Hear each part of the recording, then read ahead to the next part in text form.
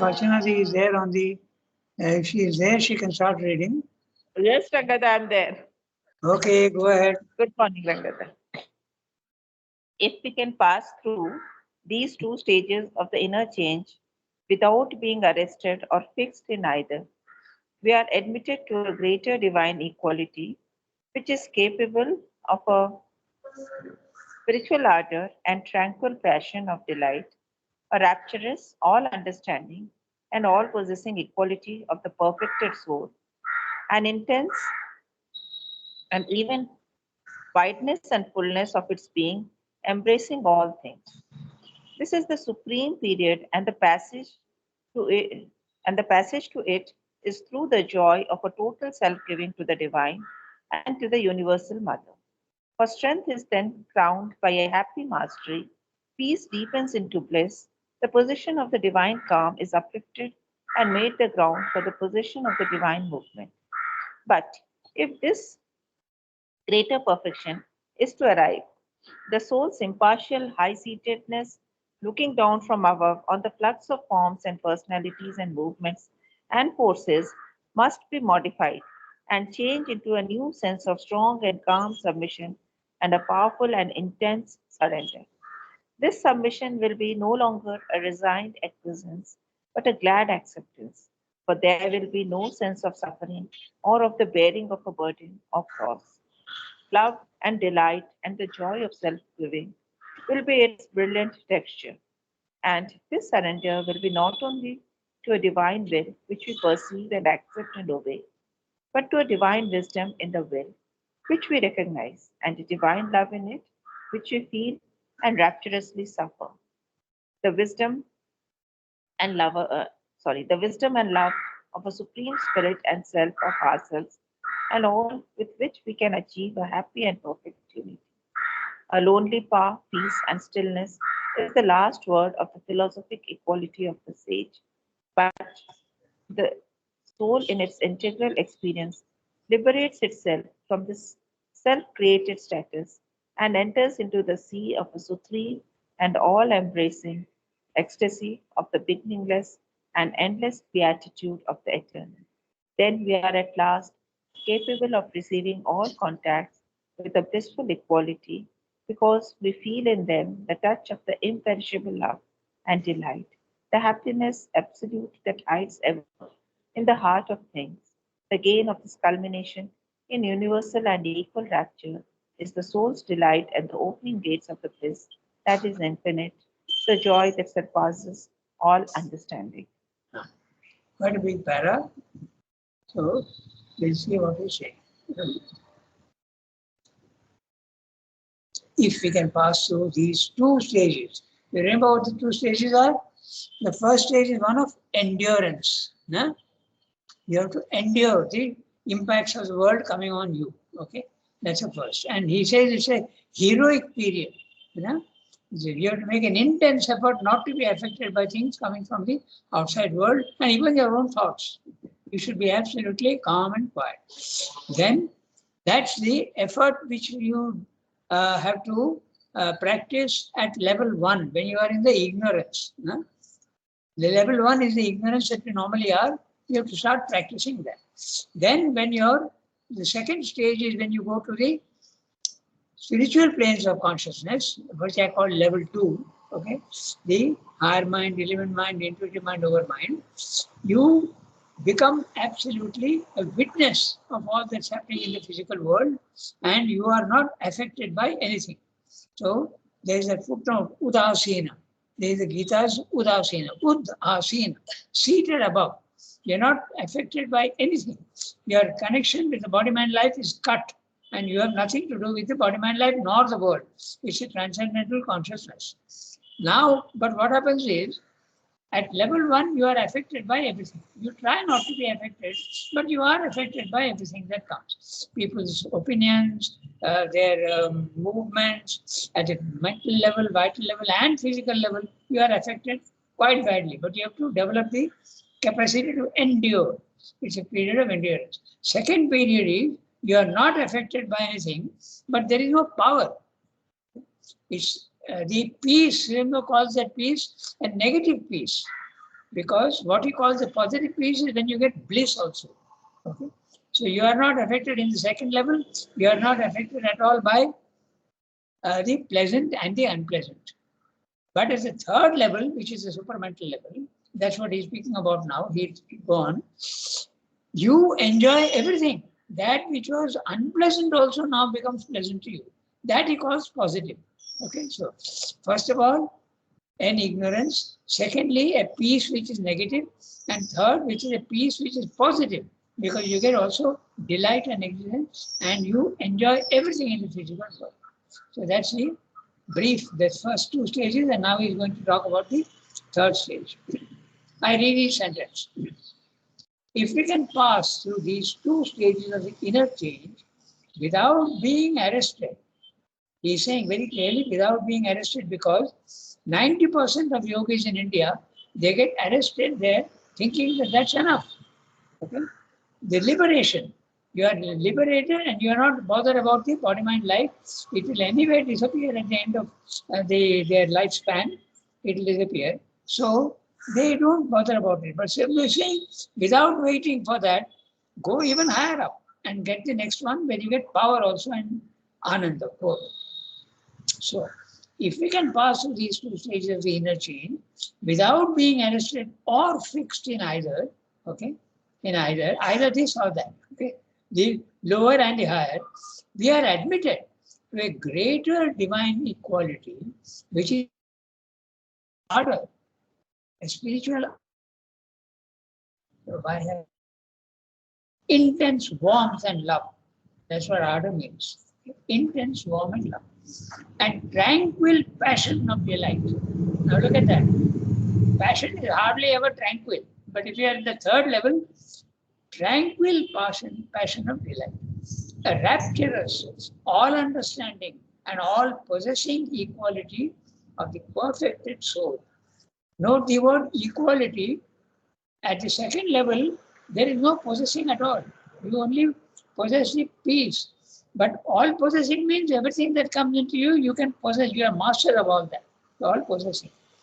So I'm very fond of the word possessing. Huh? So, which means you are, when you possess something, you are master of that. So all possessing equality of the perfected soul, an intense and even wideness and fullness of its being. Now know the word intense, but also even wideness. Okay? You are open to the world and fullness of its being, embracing all things. In the beginning, you are not embracing at all. You are rejecting things which are painful to you at level 1. But now at level 2, you are embracing nothing at all. You are embracing only the peace that is coming to you. But at the third level, you are embracing all things. You welcome all things coming from the divine. Those things which are unpleasant now become pleasant. Okay? Embracing all things. This is a supreme period, and the passage to it is through the joy of a total self-giving to the divine and to the universal mother. So it can be both. Okay? Either to the divine, the Purusha, or to the universal mother. That also is possible. For strength is then crowned by a happy mastery. Peace deepens into bliss. So there you are. At level 2, peace need not deepen into bliss. It can, it doesn't. There are many people who have had that. Okay? But it need not. In those cases, there is no bliss at all in the second one. When he had the experience of the silent mind in Baroda, emotion.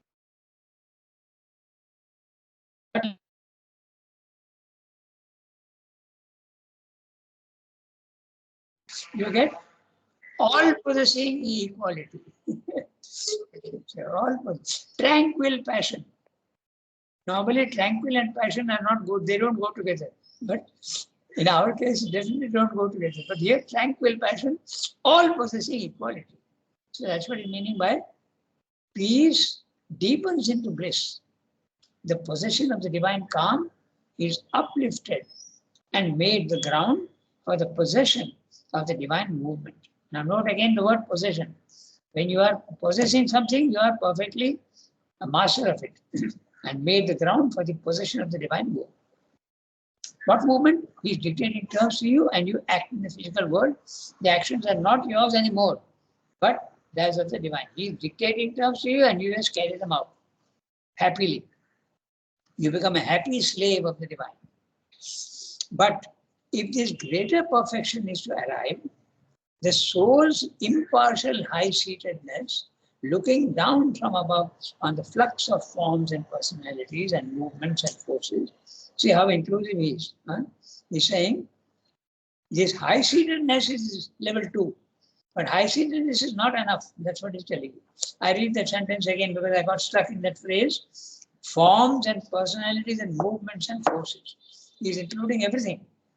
Flux of forms, of personalities, human beings, movements, things which are outside you, movements in the physical world, and forces which you may see or may not see. Vital forces, mental forces, even physical forces must be modified and changed into a new sense of strong and calm submission and intense surrender. Now note again how interesting he uses of words and try to imagine that. Powerful and intense surrender. Normally a surrender is passive. Isn't it? You just surrender passively to your enemy. Okay? But here you are surrendering to the divine and it's a powerful and intense surrender. Quite different when you surrender to the Lord. Powerful and intense. This submission will be no longer a resigned acquiescence. Just what happens at the second level. Sometimes it can happen even at the first level when you accept unpleasant things as though coming from the divine. Resignedly, religiously you accept it. Resigned acquiescence can happen at the level 1 also. But it is definitely there at level 2. Okay? But a glad acceptance. There you are. Everything that is coming in, you are accepting gladly. For there will be no sense of suffering or of the bearing of a burden or cross.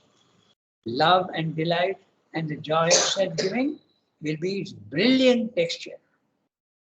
Love and delight and joy. By the way, they always go together, no? Even in the physical world. Love, delight and joy. They always go together. Of self-giving will be its brilliant texture. And this surrender will be not only to a divine will, which we perceive and accept. At level 1, we don't perceive the divine will.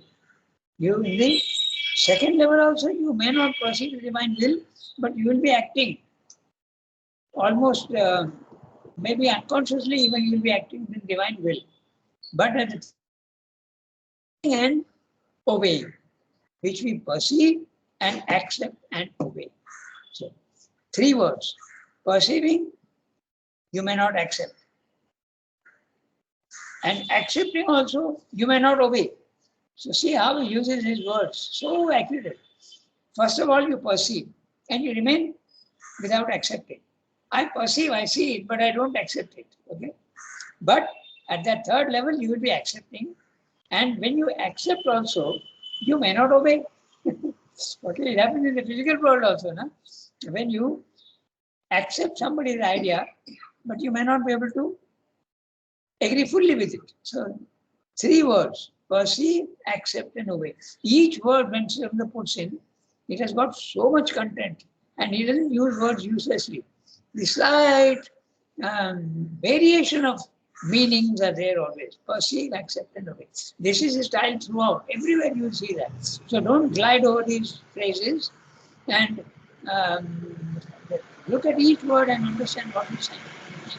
Very, very accurate. Perceive, accept and obey. But to a divine wisdom in the will, which we recognize, and a divine love in it, which we feel and rapturously suffer.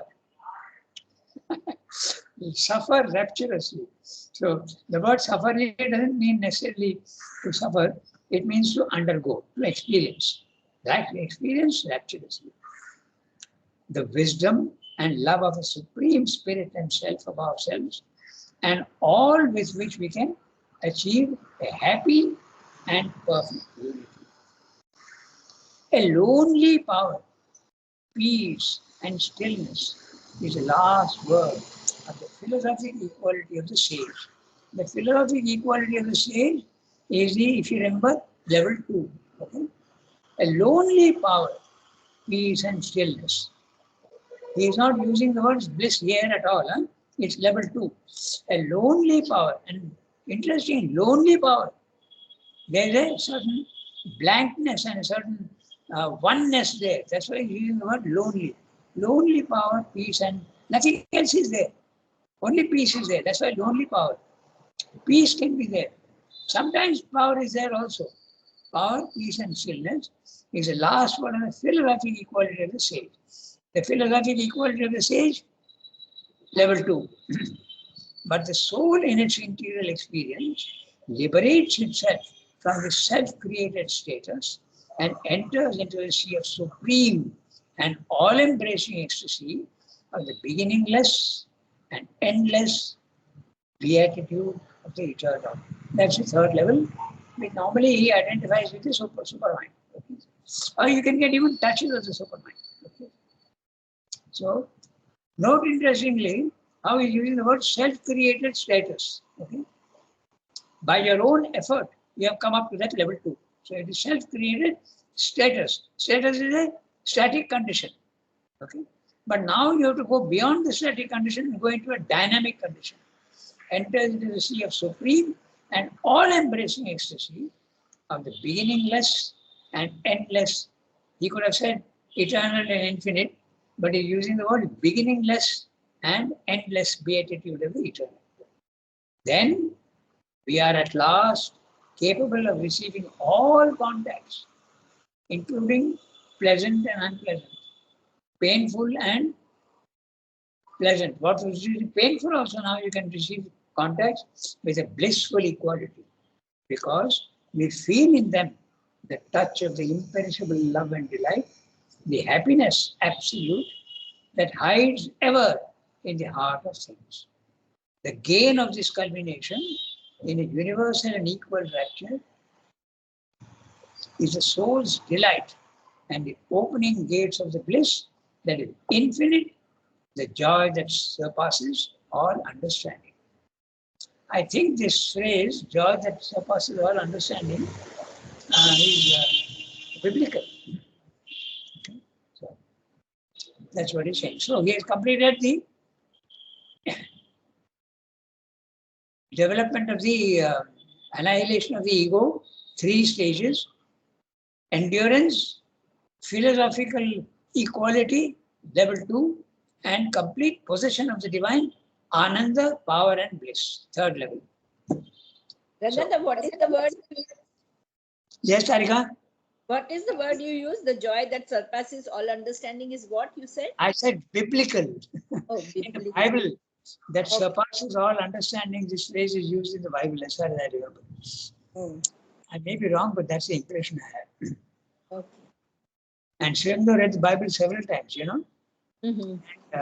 He found it beautiful literature. He found it very good. Mm-hmm. So, all right, we can go to the next one. Who'll read? Tarika, you'll read?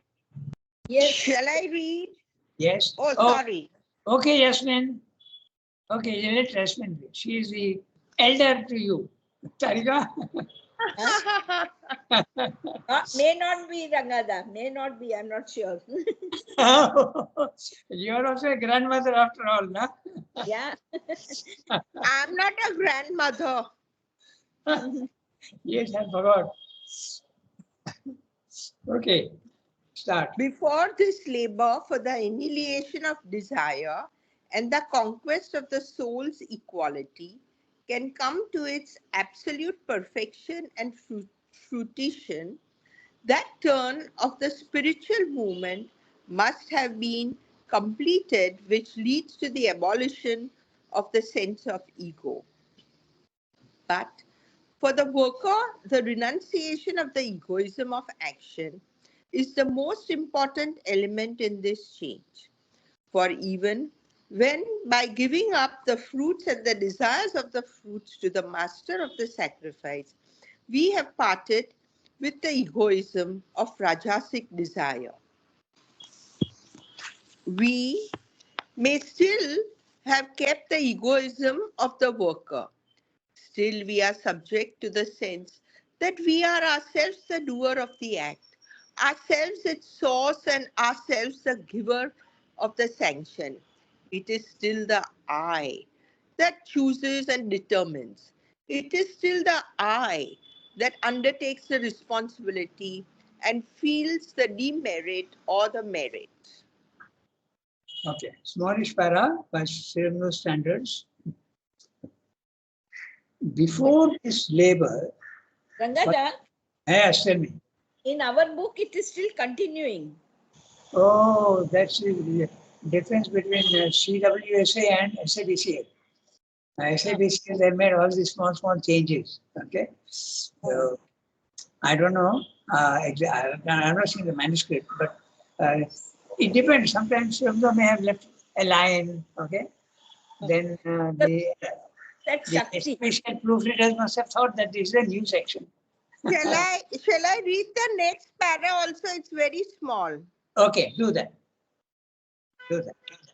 An entire removal of this separative ego sense is an essential aim of our yoga. If any ego is to remain in us for a while, it is only a form of it which knows itself to be a form and is ready to disappear as soon as a true center of consciousness is manifested or built in us. The true center is a luminous formation of one consciousness and a pure channel and instrument of one existence, a support for the individual manifestation and action of the universal force.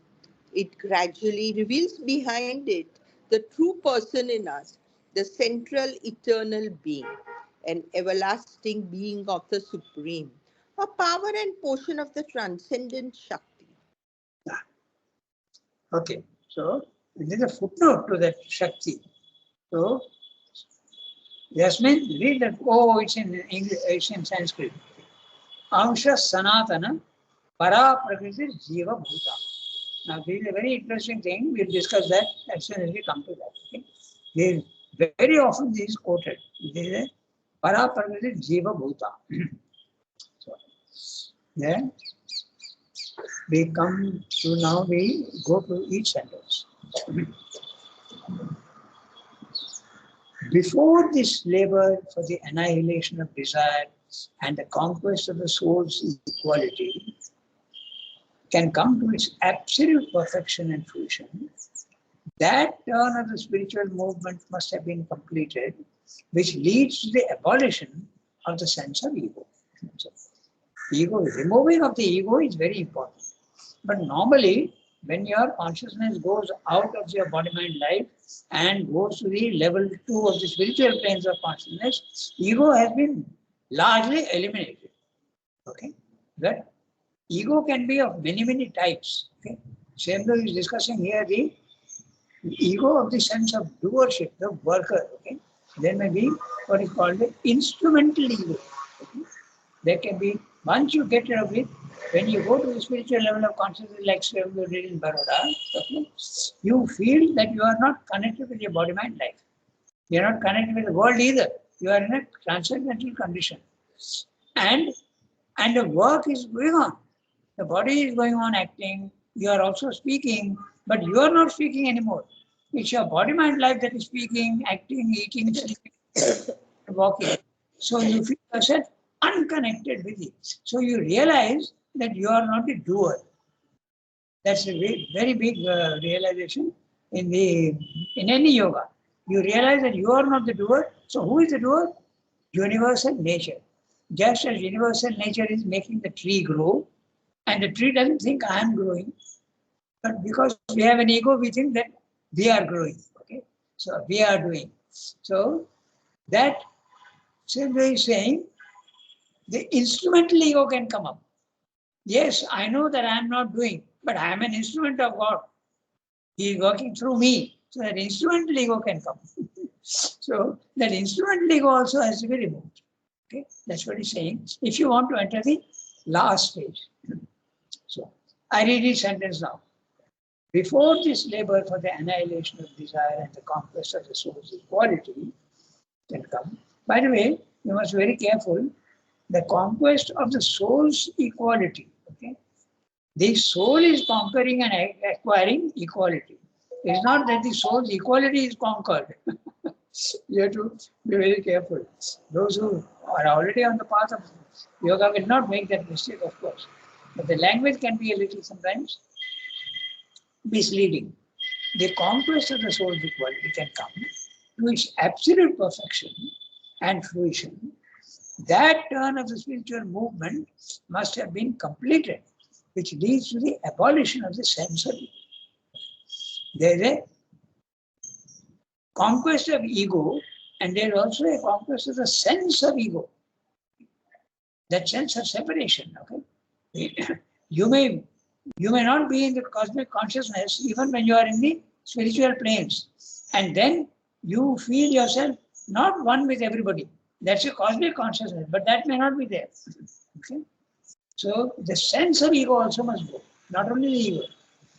But for the worker, the renunciation of the egoism of action is the most important element in this change. For even when giving up the fruits and the desire for the fruits to the master of the sacrifice, we have parted with the egoism of rajasic desire. We may still have kept the egoism of the worker. Still, we are subject to the sense that we are ourselves the doer of the act. Ourselves is source and ourselves the giver of the sanction. It is still the I that chooses and determines. It is still the I that undertakes the responsibility and feels the merit or the demerit. We take the credit and the results that I am getting from my action, I am responsible for it. That's what you do. Now, an entire removal of this separative ego sense is an essential aim of our yoga. Note very carefully, our yoga, because in the other yogas, this last thing is not necessary. You get liberation and you are very happy. They stop there. That's why Srila said in the earlier paragraph, you remember, without stopping. Okay, many people do stop at the second level. So, an entire removal of this separative ego sense is an essential aim of our yoga. If any ego is to remain in us for a while, it is only a form of it which knows itself to be a form and is ready to disappear as soon as the true center of consciousness is manifested or built in us. There are two things that need to be explained here, very interesting. If it's only a form of it which knows itself to be a form and is ready to disappear as soon as the true center of consciousness is manifested in us. So which is the true center of consciousness? It can be the self or it can be the psychic being also. Okay? And also note, manifested or built in us. Again, the accuracy of what he's saying. When the true center is manifesting in you, it's a descent. But when you are building it with your own effort and your own prayers and your own aspiration, it is built in you. The lower is built and then it comes down. So it can be either this or that, or it can be both together. When you're prepared, there can be a descent. Or you can ascend into it. That's the thing. Now, he's saying very interesting, this will look at it. If any ego is to remain in us for a while, why is he saying this? Because if your ego is not there and you are always at the higher level of consciousness, very often you can be in trance. But if you have to work in the physical world, you are subject to the laws of the physical world, at least at the body level, not at your mental level or your psychic level or your, even the vital level, it may not be there, but the body level is there. So you have to be subject to that in the physical world. So you have to be subject to not the ego, but a form of the ego, a very subtle thing.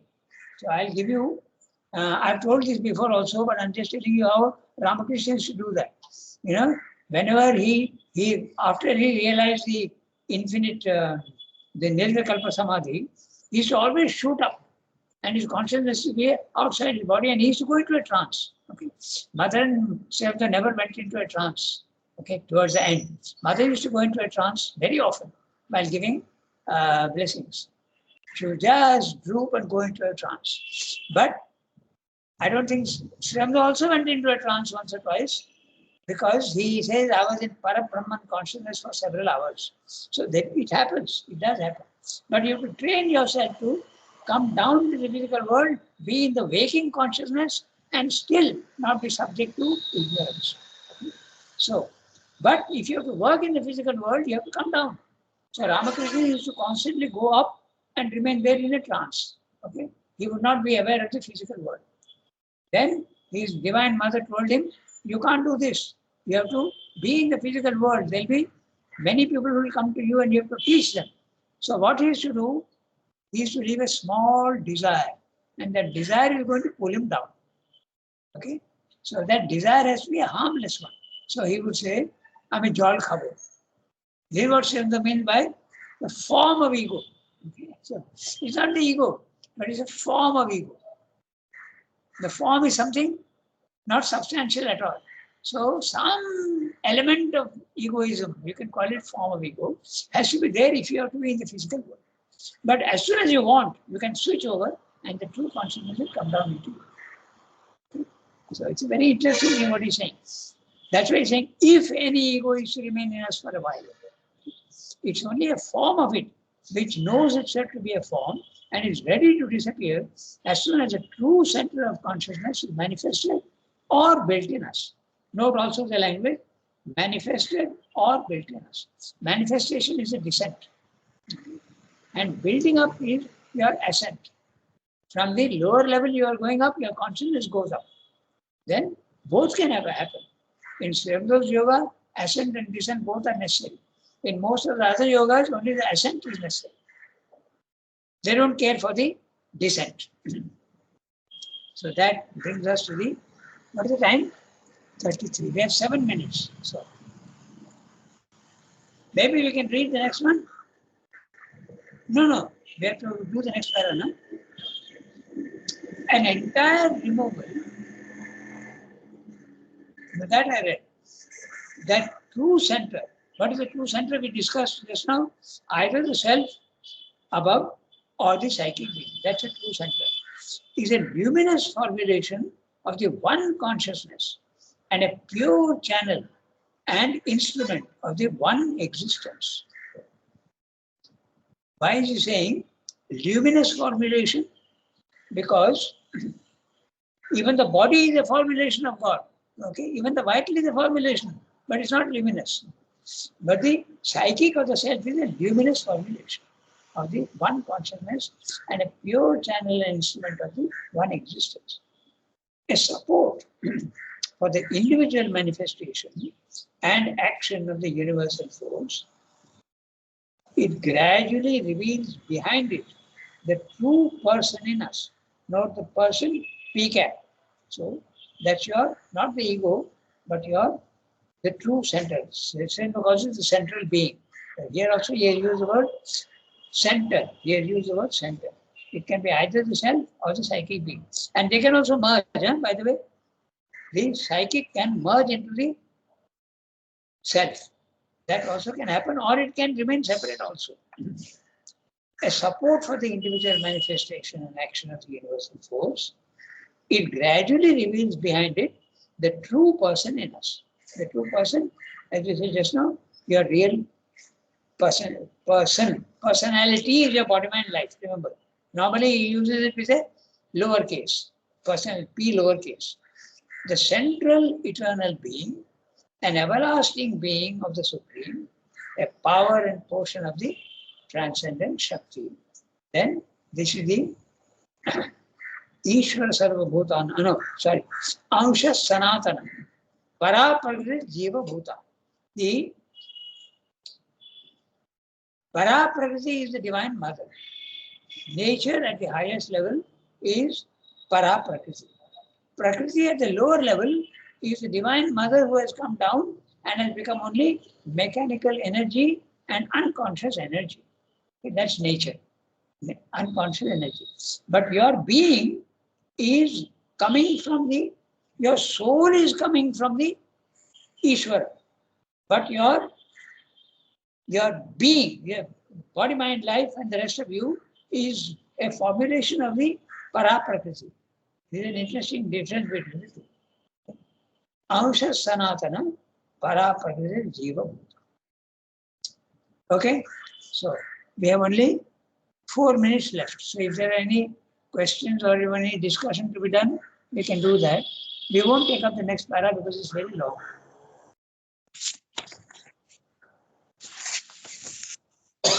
Chandra is going to say, yeah. It's the quality of the surrender also matter. Is the Yes, very much, no? Depends. It can be half surrender, it can be 3/4 surrender, it can be full surrender. Full surrender is very difficult to do. yes. Because the mind can surrender, but the vital doesn't surrender. And the body also need not surrender. So the full surrender is your whole being is surrendering. Okay? How means body surrender? It means, can you explain me how body surrenders? I suppose it becomes an absolute instrument of the divine, your will in you. But the body surrendering, that was what Mother was working on towards the end of her life. Okay? She was saying, because the body is not at all receptive, no? It is almost like matter. So, but she was working on each cell. That would be the body surrender. It's easy to understand the mind surrender. We can also understand that the mind may surrender, but the vital will not surrender. But we can also understand the vital also surrendering, but still the body, that attitude of surrender has to be brought down into the body. That was what she was doing. Okay? It is unbelievable what she was doing. And if that happens, then you become an element of the supramental race. Totally you are in the divine hands.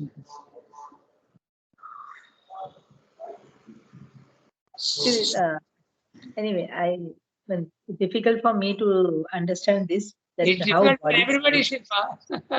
It's difficult for everybody, not only you. Understand it, one can read Mother's agenda. It is full of the yoga that she was doing in the body. Yeah. Okay, so we can stop here today if you want. Okay. Orva Rangada. Thank you, Rangada. Hey, everybody.